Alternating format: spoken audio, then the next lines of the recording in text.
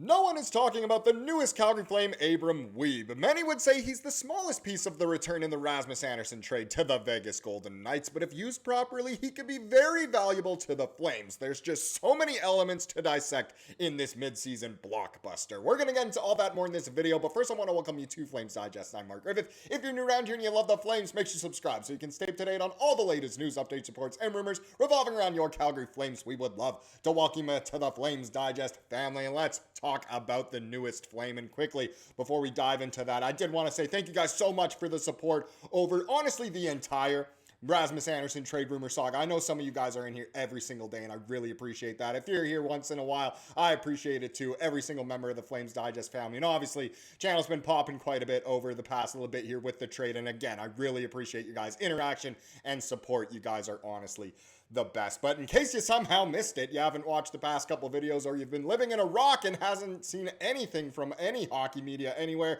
Rasmus Andersson has been traded to the Vegas Golden Knights. Again, the return is Zach Whitecloud, defenseman, 2027 first round pick, a 2027 second round pick that can become a 2028 first round pick if Vegas wins the cup. Not ideal, but not bad. I'll take as many picks as I can get, to be honest. And then who's that down there? The one no one is talking about. It's Abram Wiebe. He's kind of going to be the centerpiece of the first bit of this video, and it's interesting. Could he be a secret weapon in terms of what the Flames do with him? Or, hey, maybe it's just another piece to have in a trade. That's kind of what I'm thinking. But either way, a few notes on the trade return. Whitecloud is a 29-year-old right-hand defenseman with 2 years remaining at $2.75 million AAV, so easily affordable for the Flames, but more so easily affordable if the Flames decide to flip him, which I think is what a lot of people want to see. If not, he kind of fits in seamlessly for Raz's position. He'll be on the penalty kill. He'll play with ball for a bit, can easily be subbed in and out for a guy like Parekh, or if Parekh is obviously developing, you know, with his AHL conditioning stint, whatever else, Whitecloud's in there, it works out fine. Abram Wiebe, here we go. The man no one's talking about that we might be talking about a lot. He is a 2022 Vegas 7th round pick. Don't be discouraged by that. We've had other late round picks work out well. I believe Wolfie was a 7th rounder. He's currently unsigned, but he's a left-handed defenseman playing at North Dakota. He's listed at 6'3" and 206 pounds, so not too small of a guy either. But Scotty Wheeler, one of the, I guess, media goats in terms of scouting, drafting, all of those things. So he deletes Abram Wiebe from his Vegas prospect pool ranking file. He was number 6 on the Golden Knights prospect lists, by the way. TBD on where I'll slot him in for the Flames. You'd assume it might be a little bit lower, but that's only because the Flames have so many good prospects. But either way, number 6, I know a lot of people would like to see a number 1 prospect, that kind of thing. You're never really going to get that in a trade that involves a first-round pick and maybe 2 first-round picks. I know it would have been ideal, but unfortunately, we don't live in an ideal world. We live in a realistic world. And I'm still thrilled about Abram Wiebe. He might not be, you know, that valuable now, but his value has increased like crazy over the last little bit. And a big reason why is because of who he plays with at North Dakota. So he goes to UND. We're familiar with UND a little bit because of Cole Reshny obviously playing there, centering there. Slow start to the season, but doing great. But if we focus on Wiebe here for a second, he's actually plays big minutes on a deep pairing with Keaton Verhoff, who is a potentially number 1 overall pick, kind of depending if that team decides to go the defenseman route, whoever is picking first. Certainly the Flames wouldn't if they're picking first, but either way, he plays big minutes there. He's an assistant captain. I know he's a little bit older at 22. He's not exactly, you know, your Gavin McKenna super young, but his value is increasing. Is that because he benefits of playing with Verhoff and maybe pads the stats a little bit? You could argue that, or you could take the more optimistic route and think, hey, playing with really good players makes you a better player as well. And I totally agree. Playing sports for me growing up, I always felt like I was becoming a better player based on who I was playing with and who I was playing against. So maybe that's part of it going on there for Wiebe, of course. Next little part here, if we get into all of his facts. So as we said, he's 22 years old, born August 28th. That's the same day as my best friend Karsty's birthday. Shout out to that guy. Love him so much. Miss him so much. Anyway, Wiebe here is from Mission, BC. So I believe that's not too far from Vancouver. So that's not a problem. Shouldn't have a problem with wanting to play here if the Flames decide to do so and he decides to do so. I believe Mission's really close to Abbotsford, actually. Maybe he grew up an Abbotsford Heat fan back when they were there. I know I certainly was was cheering for the Heat. But obviously a Canadian D-man, as we saw, 6'3", 209 pounds, left foot shot. Oh my God, I'm thinking of soccer because I was talking about my friend Karsti. He's a left-handed defenseman, and he's currently unsigned, so no pressure in terms of that. If we get into his stats as well, grew up playing in the BCHL with the Chilliwack Chiefs, put up some pretty good seasons offensively in terms of points in his last year, almost a point per game. A lot of people say that's easy competition. Not everyone puts up that many points in that league. This is his third year at UND as well, 14 points in 24 games. Again, is he benefiting of who he's playing with? Maybe a little bit, but you got to be good to be there as well. I always think of Gensel with Crosby. You know, he had some unreal seasons. Wasn't maybe as good without Crosby, but still a really good player. So kind of those vibes for me. But either way, in my opinion, great. If he becomes an awesome Flame, ideal scenario.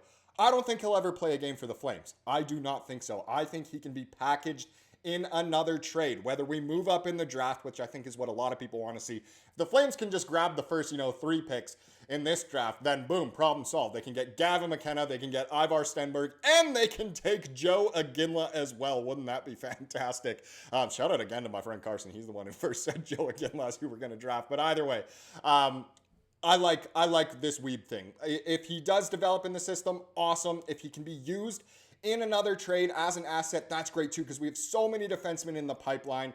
I already like what this kid is doing a lot. If he's a Flame, awesome. If not, that's also okay. Now, the dust has settled a little bit more on this trade. This is obviously the third video I've done since the trade. So many opinions you guys are throwing around in kind of the comments, but 32 Thoughts podcast has come up since the last video I recorded. Elliot had a lot to say on the Andersson trade, so this is kind of, I guess, the Sparks Notes version. So he said, on the Andersson trade, Boston trade fell apart because on Sunday, he said he wouldn't sign an extension. Doesn't sound like they were offering Toronto's 2026 first, but instead a 2027 first, which still would have been great had Andersson wanted to sign an extension at this time, especially in Boston. I think Conroy would have taken that trade, to be quite honest. Elliot doesn't think anyone could beat Vegas's offer without an extension. So again, whether you think Rasmus Andersson handcuffed Craig Conroy or not, you can think that. I know a lot of people are kind of taking that route. Some of Flames Twitter right now is kind of insufferable, I'm not going to lie, with just the whole negativity. Come on, let's try and be a little bit positive here. But it sounds like Vegas offered the best package for sure as a quote-unquote rental, so can't be too upset on Conroy taking that one. Don't be surprised if Calgary does flip White Cloud. That's coming from Friedman. That's great. That's what a lot of people want to hear. Dallas came in at the end, but Elian isn't sure they were ever the favorite, whether was with an extension or as a rental. He also doesn't believe the Detroit rumors were true at all. He doesn't think they'd have moved Danielson and doesn't think they'd make the trade without an extension as well. So Detroit was kind of the front runner earlier in the week before Boston took over with that rumored package of a first and Danielson. And I think a lot of people would have been pleased with that, but it sounds like that was just kind of never really ever going to happen. Anyway, I'm kind of glad Andersson didn't go to Detroit. I know I didn't want him to go to Vegas either, but I don't know why. I just didn't really want him to go to the Red Wings either. Eric Francis, of all people, took some time and really put out this very interesting, I guess, his point of view and opinion on it. And I think a lot of people will agree on it because, again, there's a lot of pessimism in the fan base right now. But from Eric Francis, of all people, he said this. So he says, those who take umbrage with Rasmus Andersson refusing to commit anywhere long-term are way off base. It's hypocritical and wrong to suggest any athlete owes his former club by signing somewhere they don't want, especially if the offer isn't considered optimal. He's earned the right to choose when and where he commits. As one of the Flames' most successful draft and development stories in decades, he's already done plenty for the organization. The 4-man package he earned the club Sunday is a generous parting gift, a haul the Flames wouldn't have received had he not turned his game around this season.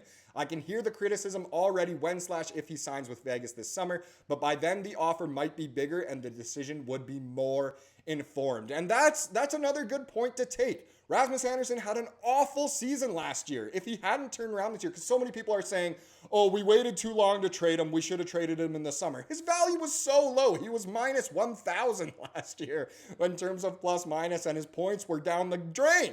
This year, his value increased like crazy. Again, I really don't think people should be too upset at Conroy, and I really don't think people can be too upset at Andersson either. At the end of the day, these are athletes. They have lives too, that kind of thing. You got to just look at it more from both a hockey, family, empathetic perspective more than just pure business. We should never sign anyone to long contracts, or at least we should trade them away 2 years before their contract ends. I think, yes, sometimes that's the right play to make. Look what happened with Quinn Hughes, but it's not always the right case. So, hey, it's not an ideal world. The Flames are obviously doing what they can. I honestly kind of really agree with what Francis is saying here. Now, last thing from the 32 Thoughts podcast. Now that the Rasmus Andersson trade rumor saga is over, let's move on to the Coleman saga. He said on Coleman, Elliott doesn't think they're done. He has 10 teams he can be traded to. The Montreal rumors, he'd have to accept a trade there. Calgary only has one salary retention slot left for the season. Obviously, still retaining salary on Markstrom as well as Andersson now. So, interesting. We could see Coleman stuff heat up. Apparently, the Flames have already been talked to by over 20 teams in the league about Coleman. So we'll see if that happens. And hey, who knows? Maybe he'll get healthy again, which brings us into tonight's game. As yes, there's actually real hockey happening, not just behind the scenes stuff, managerial transaction stuff. But the Flames play at 7 p.m. tonight at the Dome against the New Jersey Devils. Devils interesting. Who knows if Markstrom will be in? He's been a little bit shaky as of late. That 9-goal game definitely sticks in my mind. But a 7 p.m. start. In terms of the lineup, pretty interesting. So the projected line does include Whitecloud despite him not skating this morning. So top line, Zary, Kadri, Gridden, super exciting. Sharkey, Backlund, Coronato, Huberdeau, Frost, Farabee, Lomberg, Kirkland, Klapka. So even though Coleman's been skating, not in the lineup tonight. And then MacKenzie Weegar, Ball with Whitecloud, fitting in right in for Andersson.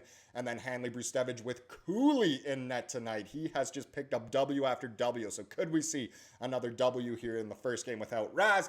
In terms of the power play units for this morning, Backlund, Zary, Sharkey, Frost, and Brustevich quarterbacking that top unit. Super cool. Kadri, Huberdeau, Gridden, Coronato, and Weegs as your second unit. That is a powerful second unit there. Other than maybe Huberdeau. But either way, super excited to see both Brustevich and Gridden on the power play. Hopefully they can make something happen. Now let's get into the comment of the day to wrap up this video, as we love to do here on the channel. Comes from the video from earlier today, actually. And this was just a really nice one here from good old Roy. Roy said, Whitecloud is super stoked to play here. Already a great attitude. He does look excited. He used to room with Braden Pahal when they won the cup and back in minors as well, which is awesome. So glad that they get that bromance going again. Roy continues by saying, now we can look forward to the draft for more fun. I'm glad the drama is done. Agree with both of those. Keep up the awesome work, Mark. Love the work you're doing. Thank you so much, man. Appreciate it. Looking forward to tonight's game. Should be a good one against the Devils. Thank you so much for watching this video. Please subscribe to what you saw here today and have a wonderful rest of your day.